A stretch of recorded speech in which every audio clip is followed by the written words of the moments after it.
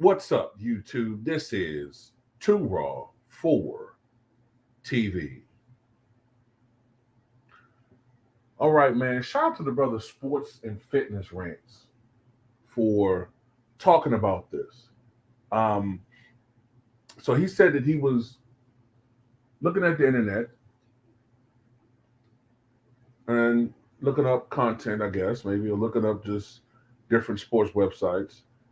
And he saw a list from Clutch Sports. Not well, I guess that's a little bit of a Freudian slip from my point. Clutch Points. Basically, all these sites are Clutch Sports affiliated now. Fadeaway World used to be, to me, a really good site 5, 6, 7 years ago. Now it's basically LeBron Ass Kiss Central. But anyway, he said he saw a list on Clutch Points where they were naming the best players in NBA history not in the Hall of Fame. And he said number one on the list was Horace Grant. Horace Grant.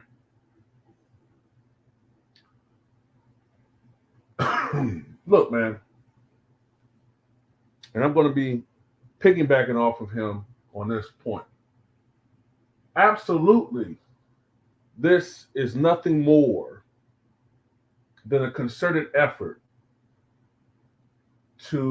this has to do with Michael Jordan, not really Horace Grant. They could give two craps about him. What they're trying to do is diminish Michael Jordan's impact on those Bulls teams. And they're creating a false alternate reality where somehow now Michael Jordan's playing with all these great players. He was playing with a super team.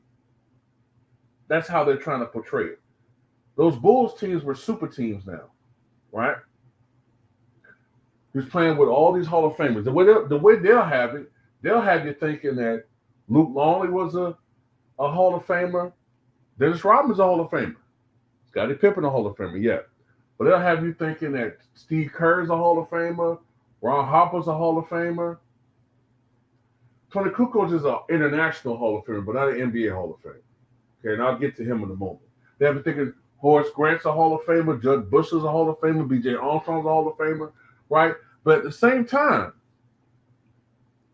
when it comes to their guy, they want you to forget about all the great players he played with and always give him all the credit, and somehow he makes everybody around him better, even though everybody's stats, for the most part, decline and their performances get worse playing with him. But let's focus on Horace Grant for a second, right? First of all,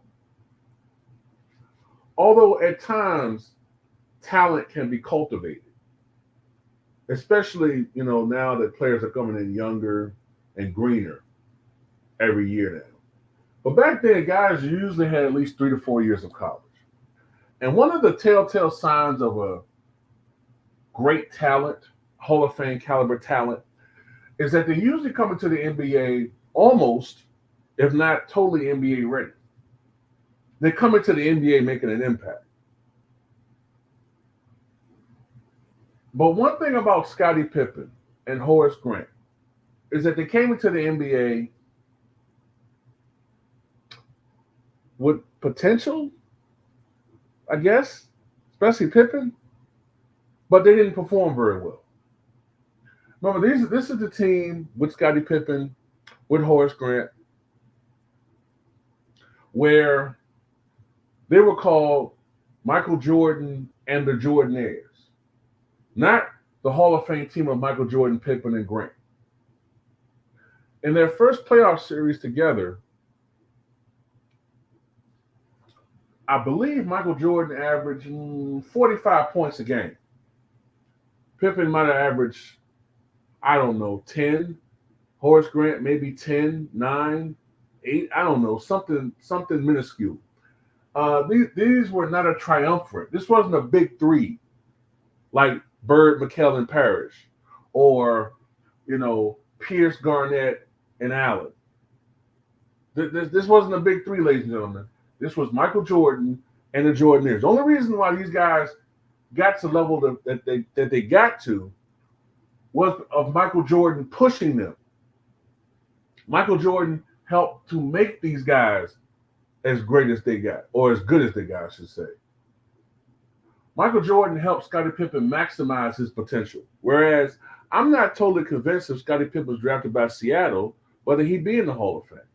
I have a suspicion that he's been a better version of Stacey Augmon, but not quite Hall of Fame. That's how I feel, and probably wouldn't have won much. Horace Grant, I don't know, maybe I don't know who to compare Horace Grant to.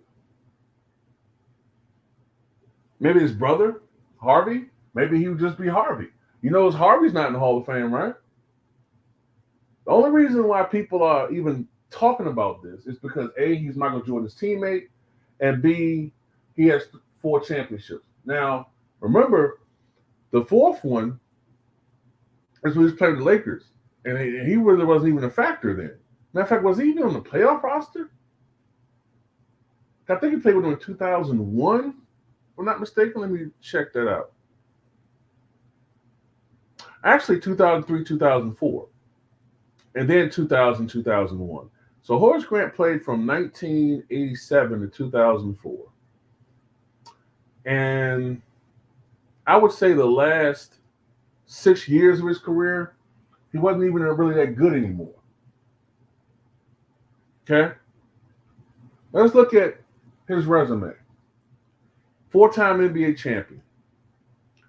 NBA All-Star. 4-time NBA All-Defensive Second Team.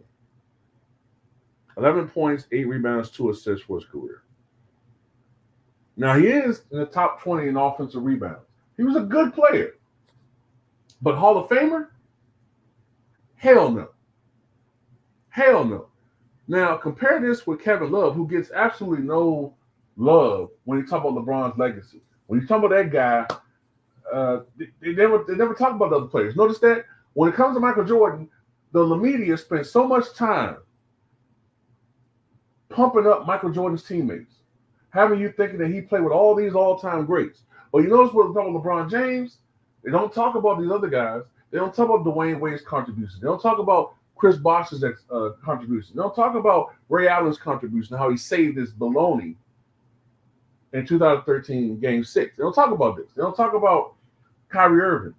And you notice how they do everything they can, the media, to make it about Kyrie. Just this past finals appearance, where he went to the finals without LeBron James, by the way, as a star player, and lost to the Boston Celtics. They made it almost seem like that finals was more of a reflection on Kyrie's legacy than the leader, Luka Doncic. But anyway, let's look at Kyrie. Let's look at Kevin Love. NBA champion. 5-time NBA All-Star to Horace Grant's 1. Now, this is before he had to augment his game and go through all that mental cruelty and emotional turmoil playing with LeBron and Ron James to the point where he had to see a psychiatrist to get professional help. He would have had more All-Star selections. 2-time All-NBA second team. NBA Most Improved Player. NBA All-Rookie second team. NBA three-point contest champion. NBA rebounding leader. Career averages of, well, they don't have his career averages. Let me check that out right quick. Career averages of 16.5 points, 10 rebounds, and 2.5 assists per game. And unlike Horace Grant, he has an Olympic gold medal, 2012 in London. Now, is he a Hall of Famer? By my standards, no, but he has a better case, a far better case than Horace Grant. Let's go to somebody that is in the Hall of Fame. Chris Bosh. Right? Chris Bosh played in the NBA from 2003 to 2017. Career, of course, was derailed due to a blood clot issue Let's look at his resume. Two-time NBA champion, 11-time NBA All-Star, All-NBA second team, NBA All-Rookie first team, number one retired by the Miami Heat. Career averages of 19 points, 8.5 rebounds, 2 assists, 17,000 points scored. Olympic gold medal in Beijing.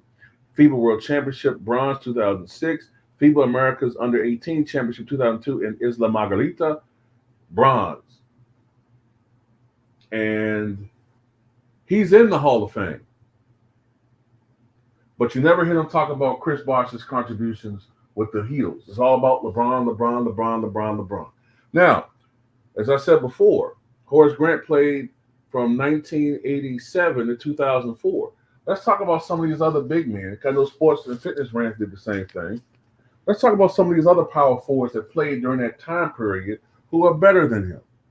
Karl Malone, two-time league MVP, third all-time leading scorer in NBA history, 2 final appearances, multiple-time All-Star.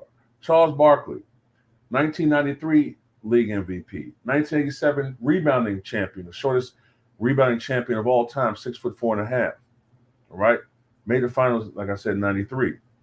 Derek Coleman, 1990-91, I believe, Rookie of the Year.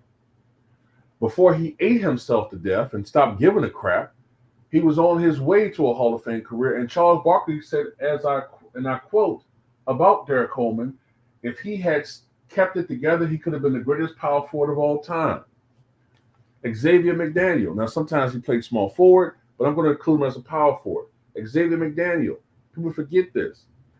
Early on in his career, Xavier McDaniel was like a 20-10 guy with the Seattle Sonics and Phoenix Suns. Right? One of the great enforcers of his era. He was better than Horace Grant. Tom Chambers was the first guy to score 20,000 points in the NBA not to make it to the Hall of Fame. Tom Chambers, one of the great leaping, to be honest, white big men I've ever seen.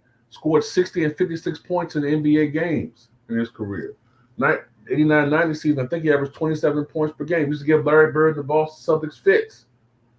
Kevin McHale, along with Hakeem Olajuwon, one of the two greatest low post scorers the game has ever seen. I think he won 2 Six-Man of the Year awards. 86, 87, he was a top 3, I think, MVP candidate in 86, 87. Once held the record for scoring in Boston for a single game, 56 points. Kevin McHale, perennial All-Star. Buck Williams, I think he was the 83, 84 Rookie of the Year, if I'm not mistaken. Was part of that Nets team that upsetted the defending champion Philadelphia 76ers. Buck Williams, longtime NBA player, great rebounder, was on those Portland teams in the 80s and 90s. Larry Nance, 84 slam dunk champion. Mr. Me, Larry Smith, one of the great power forwards, played for the Golden State Warriors in the 80s. Terry Cummings, the 82-83, I think, Rookie of the Year. Maybe off a year, but I think 82-83 Rookie of the Year with the then San Diego Clippers, I believe it was, before he was traded to the Milwaukee Bucks. Terry Cummings, Preacher Man. Otis Thorpe won a championship in 1994 with the Houston Rockets. One of the better big men. I think he was better than Horace Grant. Cedric Cornbread Maxwell, 1981 Finals MVP. Not in the Hall of Fame, but he should be in the Hall of Fame before Horace Grant. Sam Perkins, sometimes played center, but smooth Sam Perkins. Played in North Carolina with Michael Jordan. One of the first big men who showed range from outside. Better than Horace Grant. Sean Kemp, one of the great in-game dunkers of all time, as Sports and Fitness Rants put out there.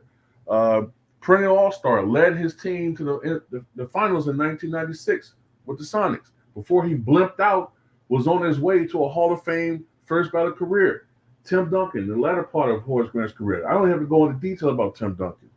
I'm just going to name names after this. You know what these guys are about. Chris Webber, Dennis Rodman, Larry Johnson, Danny Manning, Kevin Garnett, Vin Baker, Kevin Willis, Antonio McDyess, Juwan Howard, Detlef Shrimp. Hell, who else? Who am I missing? Sharif Abdul-Rahim was better than him. Who else? Who am I forgetting? Rasheed Wallace. Better than him. Come on, man. Hell, I would even venture to say if statistically he wasn't better, Robert Ory was more impactful. I would say that. Robert Ory was far more clutch. And if you're going by rings, Robert Ory has 7, right? At the end of the day, this is all about agendas, or should I say legendas. At the end of the day, I'm sorry, I like Horace Grant, man, but if you watch the Chicago Bulls in the 90s, there were so many times when Horace Grant frustrated you offensively. There were times he played well, but there were times when, especially against the Pistons, he got out-muscled, out-hustled, and they used to really play on this dude's emotions. Him and Scott. So, at the end of the day, good player,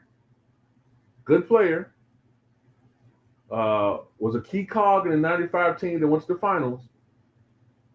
Good.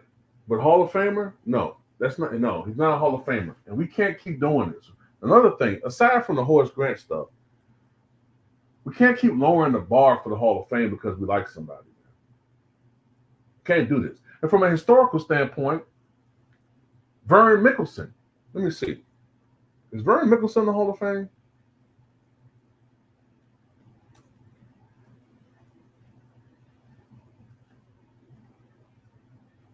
He should be.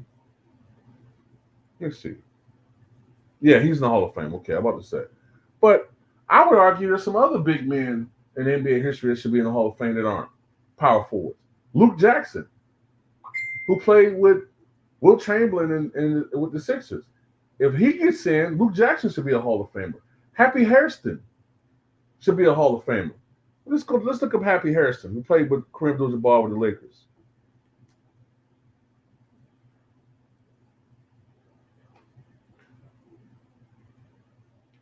Happy Hairston, all right? Played with the Royals, the Pistons, and 6 years with the Lakers. Happy Hairston averaged 14.8 points, 10.3 rebounds, 1.6 assists. All right?